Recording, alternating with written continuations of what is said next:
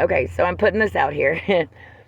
Okay, so I watched a movie earlier that was absolutely hilarious this time around. It's a 90s movie called The Butcher's Wife, okay? And it's got Jeff Daniels and Demi Moore. And if you've seen it, because I'd seen it back in the 90s, but it, over the timeline, and just the way that life plays, it spoke to me a lot differently this time than it did back then. And if just watch it, because it's, the synchronicities and the coincidences are outlandish. It's perfect. But it led me to, okay, so I don't do this every day, but I did a reading this morning. I asked the tarot cards, because we all need that validation sometimes. 44, holy shit.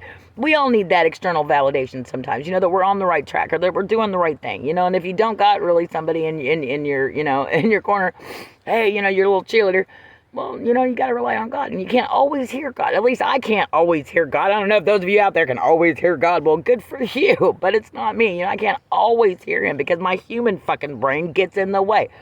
So, yeah, bear with me here. I do sometimes, 111, rely on tarot sometimes because that is my external validation. That's my spirituality. That's God speaking to me. Some people use musical instruments. Some people use whatever.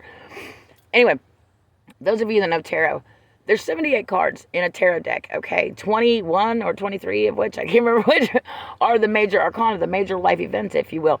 Now, when you're doing a tarot spread, it's not common to get all major arcana. And I'm telling you what, the first, 6 of the 8 cards I drew were major arcana, okay? And 7 of the 8 cards that I drew are major arcana. Now this is kind of significant here, okay? Because out of 78 cards, 7 out of 8 were major arcana. Holy shit! Now, okay, so I'll break it down for you. First card I got, Lovers.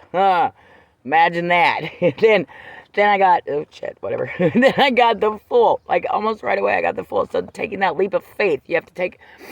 Taking that blind leap of faith off the cliff, but you just know it's gonna happen. Okay, then the next two, Strength and the Magician. Okay, look at these infinity symbols above these guys' heads, guys. I mean, it's just kind of significant. Gotta have strength. When you have strength, the magic will come. Okay, these are all major arcana. And then the next one, the World.